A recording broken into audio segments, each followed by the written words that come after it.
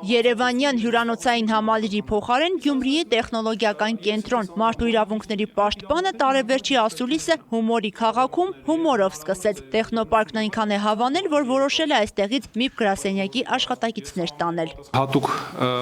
նախատեսել ենք իհարկե հենց Գյումրիում անցկացնել այս ասուլիսը, դրանով իսկ բնականաբար եւս մեկ անգամ ընդգծելով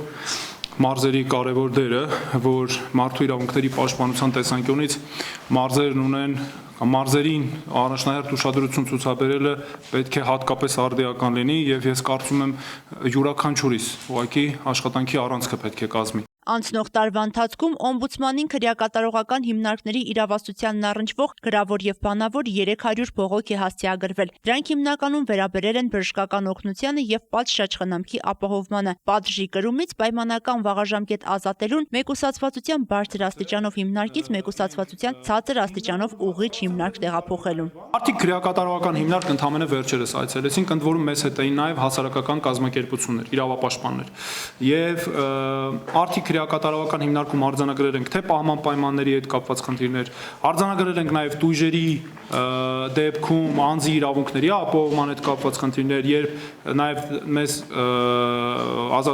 ազատությունից զրկման վայրում գտնվող անձինք ներկայացել են տեղեկություններ առանձնազրույցներում, որ տույժի ենթարկվելու արդյունքում հնարավորություն չեն ունեցել բողոքարկելու կամ իրավաբանական օգնության իրավունքից օգտվելու նյութերին ծանոթանալու։ Հիմա մենք այդ ամբողջը հավաքել ենք եւ ամփոփման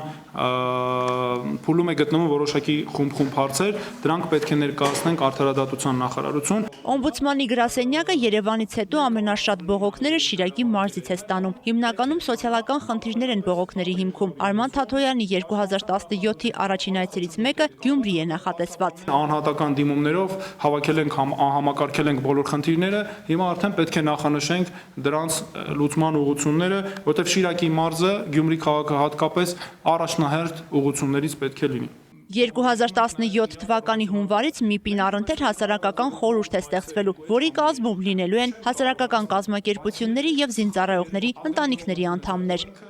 Նազիլե Էլբակյան, Խան Հովհաննիսյան, ժամը լրատվական։